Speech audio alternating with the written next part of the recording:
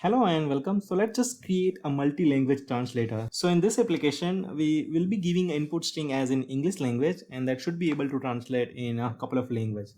So let me just show you.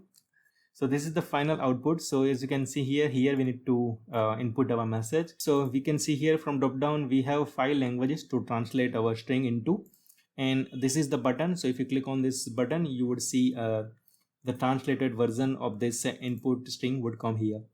So let me just taste it. So I would just say morning. So in Gujarati it is saying like that only. So if I go to Hindi and translate, it would say this guy. If I click on German and try to translate it, it would say this thing. If I click on Spanish and click on translate, it is saying some other letter. And if I click on Chinese and click on translate, so as you can see, there are some characters. So it would be able to translate anything that we have typed here. And right now I have just added the file language. You can add as many language as it's supported by the translator package. So let's just go to implementation of this part from next videos.